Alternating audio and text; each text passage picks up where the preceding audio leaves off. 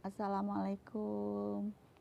Selamat pagi, selamat siang, selamat sore semuanya.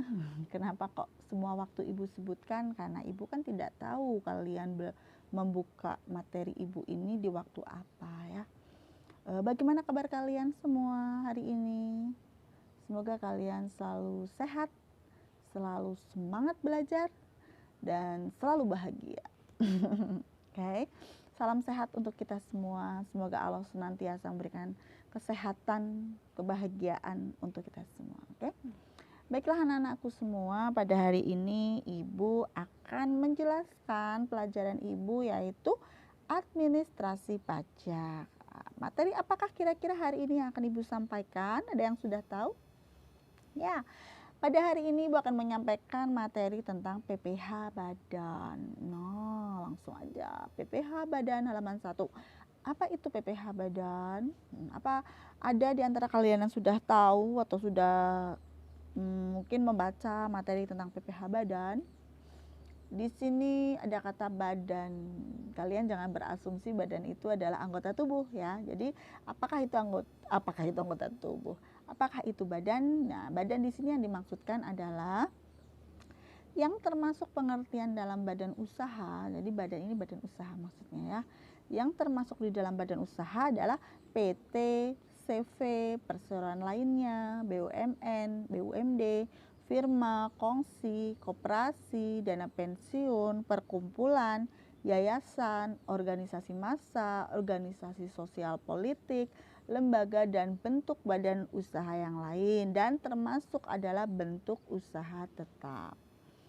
Nah, kemudian kalau kita sudah tahu pengertian dari badan usaha atau badan itu, maka bisa kita simpulkan bahwasanya pajak PPh Badan atau PPh Badan itu adalah pajak yang dikenakan kepada badan pada tingkat penghasilan tertentu.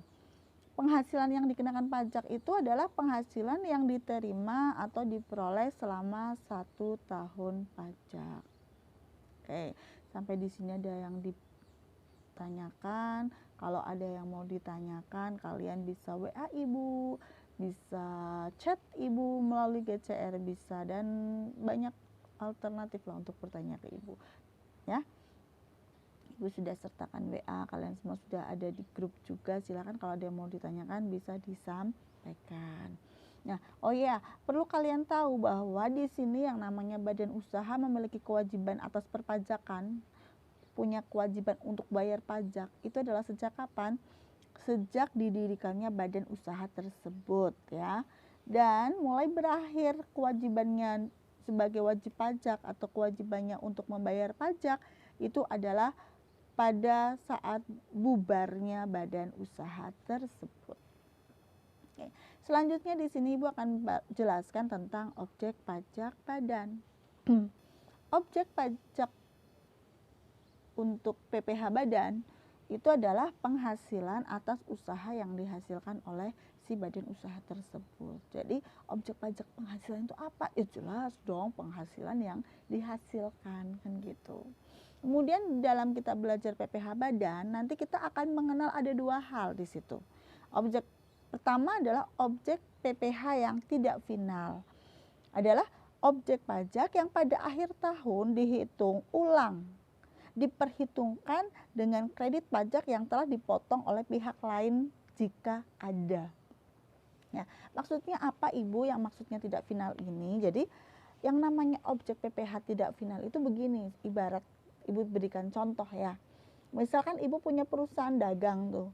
Kemudian Ibu menjual produk itu kan ke banyak pihak ya, misalkan ke A, ke B, ke C. Nah, kemudian pada saat Ibu menjualkan produk Ibu ini, di situ ternyata ada PPh 23 atau PPh 22 yang kemudian sudah dibayarkan oleh pihak yang membeli tadi ke Ibu. Nah, kan itu berarti dia sudah membayarkan tuh.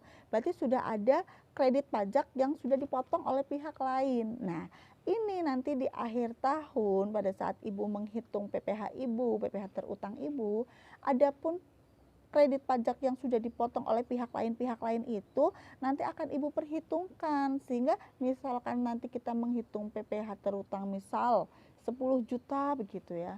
Kemudian oh ternyata selama 1 tahun pajak itu sudah ada pihak lain atau kredit pajak yang telah dipotong oleh pihak lain sebesar 2 juta. Oh berarti nanti di akhir tahun itu, akhir tahun pajak itu ibu hanya akan membayarkan sejumlah kekurangannya saja, yaitu 8 juta. Jadi diperhitungkan tuh yang kemarin dibayarkan sama pembelinya ibu gitu. Tapi yang kedua ada lagi, yaitu objek PPh final. Namanya saja final. Final itu artinya selesai, ya kan? Jadi pengertiannya adalah objek PPh final itu adalah objek PPh yang pajaknya ya sudah final, yang sudah selesai pada saat dipotong oleh pihak lain atau dipotong sendiri pada akhir tahun, sehingga tidak ada itu hitung-hitungan seperti yang tadi Ibu contohkan. Selanjutnya tentang tarif PPh badan. Nah, di tarif PPh badan ini kita ada mengenal beberapa tarif ya. Nah, dan yang namanya pajak itu setiap tahun sebenarnya bukan setiap tahun, setiap beberapa waktu begitu selalu mengalami perubahan ya. Jadi kalau kita ngomongin belajar pajak nggak bisa dong kita pakai buku zaman 2003 dulu waktu ibu masih sekolah, masih unyu-unyu. Itu nggak bisa. Jadi kita harus betul-betul mengikuti perkembangan yang ada. Lah, yang ibu contohkan itu adalah sebelum corona. Sebenarnya setelah corona pun ada kebijakan lagi. Cuman ya karena kita ini belajar ya belajar sesuai dengan bukunya juga ya, jadi kita menggunakan seolah-olah nggak ada corona, ini kan pandemi. Jadi kemungkinan kalau masa-masa kayak pandemi misalkan ada kebijakan atau ketentuan pajak yang kemudian dirubah karena kondisi perekonomian kita yang sekarang sulit gitu kan, mungkin nanti setelah pandemi ini berakhir kebijakan akan kembali seperti yang ibu jelaskan ini, maksudnya ketentuan pajaknya, tarifnya misalkan demikian. Kalau sekarang kan kayak ngomongin soal badan usaha, dengan adanya pandemi ini banyak sekali badan usaha yang gulung tikar, bahkan mengeluh adanya kerugian, apalagi dengan adanya PPKM, ya kan. Jadi tentunya kalau kita menggunakan tarif yang lama itu kan kasihan ya, boro-boro dapat duit kan gitu, belum biayanya banyak karena tetap harus bayar karyawan misalkan kalau karyawan tetap begitu dan seterusnya, sehingga untuk perpajakannya atau untuk tarif pajaknya pun akan disesuaikan dengan kondisi saat itu. Nah, ini ibu akan mengajarkan tentang tarif pajak yang terbaru tapi bukan yang pandemi ya. Jadi sebelum pandemi. Apa sajakah? Jadi seperti yang tadi ibu sampaikan bahwa yang namanya tarif pajak itu kita sudah mengalami beberapa kali perubahan. Tapi di sini ibu menjelaskan atau memberikan informasinya yang dari tahun 2013. Sebenarnya tarif pajak ini sudah ada dari tahun 2009 gitu kan. Nah, yang terbaru-terbaru sajalah. Toh nanti kita menghitungnya itu adalah mulai tahun 2018 sampai sekarang itu yang bawah. Jadi yang 2013 ini hanya untuk pengetahuan kamu saja. Jadi di sini di tahun 2013, Juli 2013 sampai dengan Juni 2018, nah di sini ada kolom peredaran bruto, ada tarif, ya kan? Nah, sebenarnya dalam menentukan tarif pajak PPh badan itu kita melihatnya adalah peredaran brutonya ya anak-anak. Apa itu peredaran bruto? Peredaran bruto itu ya bukan laba, bukan penghasilan, bukan laba yang nanti akan menjadi objek pajak, bukan, tetapi di sini adalah peredaran bruto. Peredaran bruto itu berarti adalah penghasilan kotor atau di sini bisa dikatakan penjualannya. Kalau kita perusahaan dagang berarti ya penjualan brutonya itu, penjualannya berapa gitu. Biasanya sih di soal sudah diketahui peredaran bruto sekian gitu kan. Tuh, jadi di sini peredaran bruto digunakan untuk menentukan tarif mana yang akan digunakan oleh si badan usaha tersebut. Nah, di sini ada tiga macam ya. Yang pertama adalah ketika peredaran brutonya adalah 0 sampai dengan 4,8 miliar, maka nanti untuk menghitung PPh badannya adalah menggunakan tarif 1%. 1%-nya dari mana Bu? Ya dari penghasilan dong gitu kan. Jadi kalian harus di dalam menghitung PPh badan itu ada dua hal, peredaran bruto sama ada penghasilan atau PKP, penghasilan kena pajak. Nah, yang peredaran bruto itu tidak masuk di hitung-hitungan ya. Perhatikan tidak masuk dihitung-hitung. Itu hanya digunakan untuk menentukan tarif pajak yang digunakan. Oke, saya lanjutkan ya. Tadi berarti kalau 0 sampai 4,8 miliar peredaran bruto di perusahaan tersebut atau di badan usaha tersebut, maka nanti si badan itu akan menggunakan tarif 1% dikali PKP atau penghasilan kena pajak. Nah, jika badan usaha itu memiliki peredaran bruto 4,8 miliar sampai dengan 50 miliar, maka nanti tarifnya berapa? Ya, di situ ada keterangan. Tarifnya adalah 50% dikali 25%. Nah, ada dalam kurung fasilitas. Fasilitas itu apa? Fasilitas itu begini, Mbak, Mas. Jadi dari peredaran bruto yang ada, itu kita tuh punya fasilitas mendapat potongan atau dispensasi lah ya, dapat potongan. Sebenarnya kan tarif itu adalah tarif tunggal tuh 25%. Nah, tapi untuk yang 4,8 sampai 50 miliar ini, 4,8 miliarnya itu dia dapat potongan 50% gitu. Jadi misalkan peredaran brutonya 5 miliar misalkan, 5 miliar, maka yang 4,8 ini yang awal nanti akan kita perhitungkan mendapatkan fasilitas. Sehingga nanti tarifnya menjadi 50% dikali 25%. Nanti dikali dengan PKP-nya. PKP apa? PKP-nya nanti yang PKP yang dapat fasilitas itu yang dari 4,8 miliar itu. Nah, sisanya misalkan tadi Ibu contohkan 5 miliar, berarti kan ada 200 jutanya tuh. Nah, yang 200 jutanya nanti tidak dapat fasilitas. Dia langsung ke tarif tunggal yaitu yang 25%. Nanti akan kalian lebih pahamilah kalau kita sudah masuk ke contoh soal. Oke, sampai di sini ada pertanyaan? Kalau ada pertanyaan, kalian langsung catat aja tuh pertanyaannya. Terus nanti bisa di kolom komentar bisa ditanyakan, nanti akan Ibu jelaskan. Oke ya. Jadi kalau 4,8 miliar sampai dengan 50 miliar itu ada fasilitasnya. Sehingga tarifnya adalah 50% kali 25%. Nah, bagaimana ini peredaran bruto berikutnya adalah peredaran bruto yang lebih dari 50 miliar. Ya udah. Kalau dia lebih dari 50 miliar maka tarifnya adalah 25%. Nah, Juni 2018, Juli 2018 sampai dengan sekarang nih, nggak sekarang sebelum pandemi maksudnya ya, itu tarifnya sudah beda. Jadi dengan peredaran bruto misalkan 0,0 sampai 4,8 miliar, di situ yang tadinya tarifnya 1%, di Juli 2018 kita tarifnya menjadi 0,5%. Oke, tuh. Badan yang peredaran brutonya 0 sampai 4,8 miliar itu jika memilih, jadi gini, kalau yang 0 sampai 4,8 miliar itu sebenarnya opsional. Opsional itu bagaimana? Badan usaha tersebut bisa memilih pakai tarif yang 0,5% atau bisa menggunakan tarif yang fasilitas itu 50% kali 25%. Nah, jika ia memilih tarif 0,5%, maka ia harus menyetorkan pajak tiap bulan. Dan pajak ini sifatnya final, tidak ada hitung-hitungan di akhir tahun pajak ya. Namun, jika dia memilih atau perusahaan itu memilih tarif yang 50% dikali 25%, maka ia menyetor pajaknya itu per tahun dan tidak bersifat final. Tuh. Tapi kalau misalkan dia pilih yang 50% kali 50% kali 25%, maka si badan usaha ini juga harus lapor ke Ditjen Pajak. Jika tidak lapor, maka ya wajib menggunakan yang 0,5%. Terus jadi opsional aja untuk yang badan usaha dengan peredaran bruto 0 sampai 4,8 miliar boleh pilih salah satu. Mau pilih yang 0,5% atau pilih yang 50% kali 25%. Dan keduanya ini punya plus minusnya sih sebenarnya. Ada yang dihitung 0,5%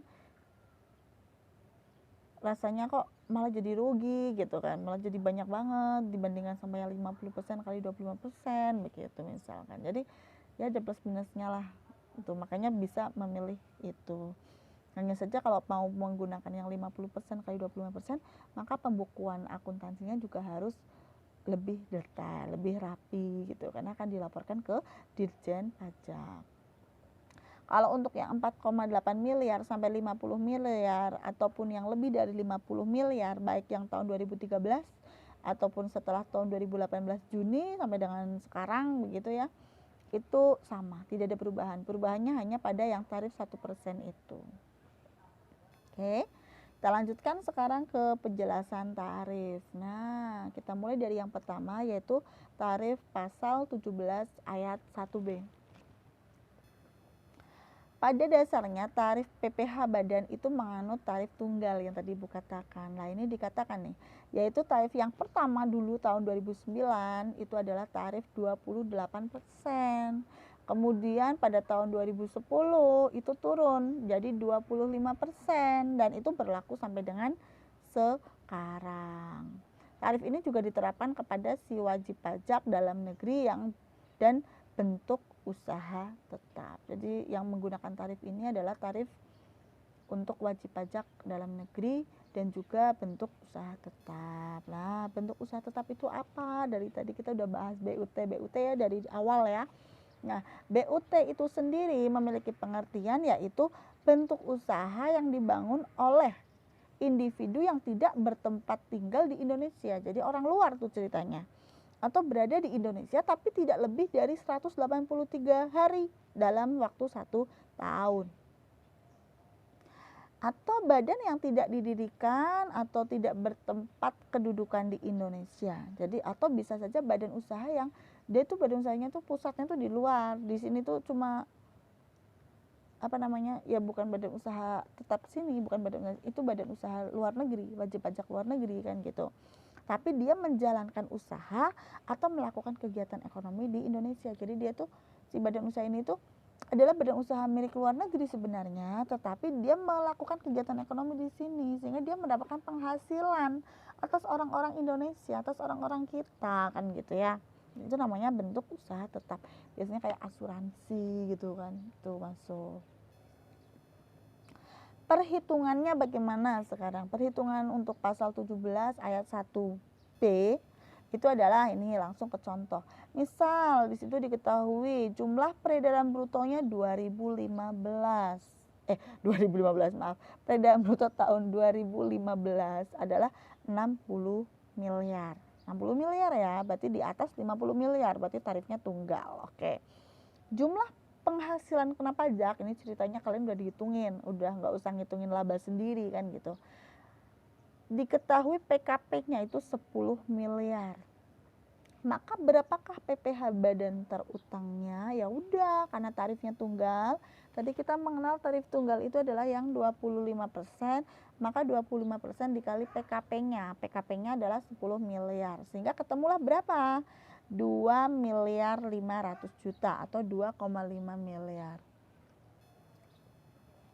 Selanjutnya tarif berikutnya adalah tarif pasal 17 ayat 2B. Yaitu tarif ini diberlakukan kepada WP badan atau wajib pajak badan dalam negeri yang bentuknya adalah PT yang memperoleh pengurangan tarif 5% dari tarif normal. Nah, tadi tarif normalnya berapa coba? 25%. Nah, untuk wajib pajak badan dalam negeri itu ada yang nanti akan mendapatkan pengurangan 5% atau diskon lah gitu kan. Pajaknya didiskon 5% untuk memperoleh fasilitas pengurangan tarif ini, tapi nggak semuanya dapat. Jadi tidak, berarti wajib pajak badan dalam negeri semuanya dapat. Tidak, ada syaratnya. Sebenarnya syaratnya juga ada beberapa. Tapi yang Ibu fokuskan di sini adalah yang ini saja. Wajib pajak badan dalam negeri yang berbentuk PT ya, perseroan terbatas, yang paling sedikit itu adalah 45% dari jumlah keseluruhan saham yang disetor itu diperdagangkan di Bursa Efek Indonesia. Jadi di sini kalau ada wajib pajak bentuknya perseroan terbatas dan dia mengeluarkan saham. Nah, saham yang dikeluarkan itu minimal 40%-nya itu ada di Bursa Efek Indonesia, dijual di Bursa Efek Indonesia, maka dia masuklah ini pasal 17 ayat 2 huruf B, yang mana tarif yang tadinya 25% mendapat pengurangan 5%. Sehingga contohnya seperti ini. Pada tahun 2016 PT AYP terbuka, TBK itu maksudnya TBK terbuka ya, karena dia sudah go public, sudah ada di BEI itu tadi, maka ada TBK-nya. PT AYP TBK yang disetor dicatat untuk Bursa Efek Indonesia itu sudah 50%. Masuk syarat ya, karena tadi minimal 40%. Sehingga dia memenuhi syarat mendapat fasilitas penurunan tarif 5%. Diketahui PKP PT AYP ini adalah 1,2 miliar. Maka hitunglah berapa PPh badan terutang. Ya udah langsung aja. Sama dengan 25% dikurangi 5% ya kan, karena ada fasilitas itu 5% dikali PKP-nya. Jadi 20% dikali 1,2 miliar, ketemulah 240 juta. Jadi pajak terutangnya adalah 240 juta. PPh badan pasal 31E untuk tarif berikutnya. Nah, tarif apakah ini? Nah, wajib pajak badan dalam negeri dengan peredaran bruto 0 sampai 50 miliar. Sebenarnya kan tadi di tabel 4,8 M sampai 50 M. Tetapi tadi yang 0 sampai 4,8 M itu kan bisa memilih antara yang ini atau yang gitu. Jadi wajib pajak dalam negeri dengan peredaran bruto 0 sampai 50 M itu mendapat fasilitas berupa pengurangan tarif yaitu 50%. Nah, ini yang tadi fasilitas itu dari tarif sebagaimana yang dimaksud dalam pasal 17 1B dan 2A. Yang dikenakan atas penghasilan kena pajak atau PKP dari bagian peredaran bruto yang 4,8 tadi Bu sampaikan. Jadi sebenarnya tarifnya itu kan tarif tunggal tuh 25%. Nah, dari yang 0 sampai 50 miliar itu nanti dapat fasilitas potongan 50%. Tapi yang mendapat potongan 50% itu hanya yang 4,8 miliarnya peredaran bruto. Sehingga ketentuan perhitungannya ada beberapa tahap yang harus kalian lakukan ini sulit ini. Jadi kalian perhatikan ya, Ibu yang akan Ibu sampaikan ya. Yang pertama, peredaran bruto sampai dengan 4,8 miliar itu nanti akan menghitung yang 50% kali 25% dikali PKP. Itu kalau penghasilannya antara 0 sampai 4,8 miliar. Nah, itu yang tadi. Yang kedua, kalau misalkan peredaran brutonya itu antara 4,8 sampai 50 miliar. Maka di sini ada dua perhitungan, Mbak, Mas. Yang pertama yang dapat fasilitas, yang kedua yang tidak dapat fasilitas. Kenapa? Karena dari peredaran bruto segitu banyaknya itu enggak semuanya dapat fasilitas 50%. Yang dapat fasilitas 50% itu hanya yang 4,8 miliar dari peredaran bruto, kan gitu. Nah, sehingga perhitungannya nanti yang mendapat fasilitas untuk yang PKP-nya itu nanti 50% dikali 25%. Terus nanti dijumlahkan tuh dengan PKP yang tidak mendapat fasilitas, yang perhitungannya adalah 25% dikali PKP yang tidak memperoleh fasilitas. Nah, itu kalau yang peredaran brutonya 4,8 miliar sampai dengan 50 miliar. Terus yang ketiga adalah bentuk usaha tetap. Kalau bentuk usaha tetap itu adalah tadi adalah subjek pajak luar negeri, sehingga karena dia adalah subjek pajak luar negeri, maka dia atau badan usaha ini tidak mendapatkan fasilitas pengurangan. Jadi ya sudah, mau berapapun penghasilannya ya tetap 25% dari PKP. Itu seperti itu. Nah, langsung aja kita lihat di contoh ya. Nah, ini ada contoh. Peredaran bruto PTNF tahun sebelumnya mencapai 4,8. Nah, kalau dia sudah mencapai 4,8, maka badan usaha ini sudah bisa menerapkan menggunakan tarif pasal 31E. Tahun ini peredaran brutonya adalah 30 miliar. Nah, peredaran bruto 30 miliar ya. Dengan PKP-nya 3M. Maka perhitungan PPh-nya bagaimana? Nah, yang tadi Ibu katakan, yang pertama ini Ibu nggak langsung slide satu-satu ya, mohon maaf harusnya satu-satu ini. Yang pertama langkahnya menghitung bagian PKP yang memperoleh fasilitas. Kan kita nggak tahu tuh dari PKP 3 miliar itu yang dapat fasilitas itu berapa, kan gitulah. Kita menghitung dulu PKP untuk memperoleh fasilitas itu berapa PKP-nya, apakah 3 miliarnya itu semuanya dapat? Kan tidak. Nah, kita hitung caranya bagaimana.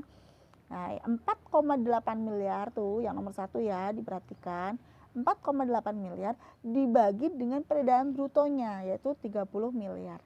Jadi kalau menghitung PKP yang memperoleh fasilitas itu 4,8 miliar itu pasti selalu ada di setiap perhitungan. Karena itu sudah rumus. Kenapa 4,8 miliar? Karena 4,8 miliar itulah batas maksimal mendapatkan fasilitas ini gitu. Jadi 4,8 miliar per atau dibaginya baru dengan yang ada di soal diketahui peredaran brutonya berapa. Nah, peredaran brutonya 30 miliar kan gitu, terus dikurung tutup baru dikali dengan PKP-nya. PKP-nya adalah 3 miliar.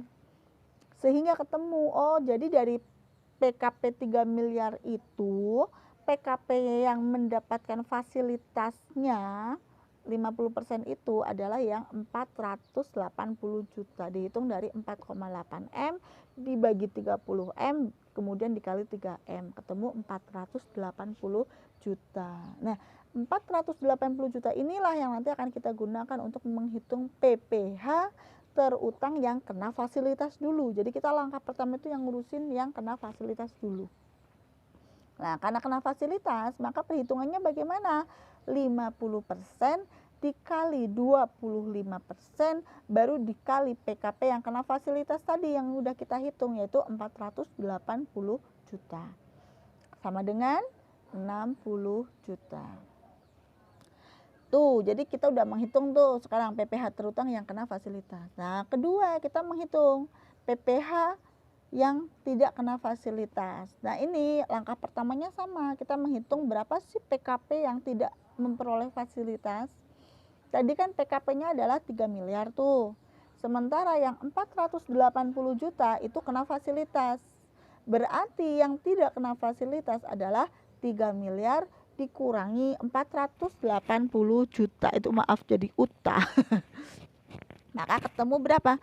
2,52 miliar. Nah, PKP inilah yang kemudian dihitung untuk menghitung PPh badan terutang yang tidak kena fasilitas. Maka berapa? 25%, ya kan, tidak ada 50%-nya. Kenapa? Karena tidak dapat fasilitas yang ini. Jadi langsung pakai tarif tunggal, yaitu 25% dikali PKP-nya yang tidak kena fasilitas adalah 2,52 miliar. Maka ketemulah 630 juta. Jadi ada dua ya, ada pajak yang terutang karena fasilitas sama yang tidak kena fasilitas. Sehingga total PPh terutang yang harus dibayar oleh PT NF adalah PPh yang kena fasilitas sama yang tidak atau tanpa fasilitas. Jadi 60 juta ditambah dengan 630 juta ketemulah 690 juta. Hore, selesai. Itu ya kalau untuk yang pasal 31E. Agak ribet, tapi nanti kalau kita udah beberapa kali mengerjakan soal, Ibu yakin kalian akan paham. Atau bahkan mungkin ini Ibu jelaskan, kalian sudah paham mudah-mudahan ya. Tetap semangat kalian ya, semangat. Semoga corona ini cepat berakhir, cepat berlalu, sehingga Ibu bisa ngajarin kamu langsung gitu kan, di depan kalian gitu. Bisa marah-marah kalau kalian nggak paham-paham. Seperti itu. Oke, kita lanjutkan. Nah, atau tarif selanjutnya adalah PP 23 tahun 2018. Ini adalah untuk UMKM. Yang disebut UMKM itu apa? UMKM itu adalah usaha mikro, kecil, dan menengah. Nah, ini adalah salah satu bentuk badan usaha dengan penghasilan bruto tidak melebihi 4,8 miliar. Berarti antara 0 sampai 4,8 miliar itu. Berdasarkan PP nomor 23 tahun 2018, badan usaha ini dikenakan tarif badan, PPh badan, yaitu 0,5% dari peredaran bruto. Pengenaan tarif 0,5% ini berlaku sejak Juli 2018, yang sebelumnya adalah 1%. Tadi Bu sudah jelaskan ya. Nah, berbeda dengan yang tadi. Kalau yang tadi di awal-awal itu kan tarif pajak kita hitungkan dengan PKP atau penghasilan kena pajak. Tapi kalau untuk ini tarif yang 0,5% ini kita bukan dikalikan dengan PKP ya sayang, tapi kita kalikan dengan peredaran brutonya. Itulah yang kemudian memunculkan beberapa hal. Kadang peredaran brutonya tinggi, itu belum tentu loh penghasilannya itu juga tinggi kan begitu, karena ada biaya yang tinggi juga. Makanya kemudian tadi itu yang 0 sampai 4,8 miliar opsional, boleh memilih yang PP 23 tahun 2018 ini, atau boleh juga yang menggunakan tarif yang tadi yang 31E. Oke, sampai di sini paham ya? Nah, bagaimanakah contohnya? Oh, ini ya, ada keterangan Ibu udah jelaskan. Namun ketentuan ini bersifat opsional. Wajib pajak dapat memilih menggunakan tarif final. Ini final ya kalau yang UMKM ini, atau menggunakan yang pasal 17 nomor 36 2008 yang tadi itu. Nah, itu tadi materi demi materi, beberapa tarif sudah Ibu sampaikan. Semoga bermanfaat dan masuk di otak kalian secara permanen ya, sehingga kalian betul-betul paham dengan apa yang Ibu jelaskan.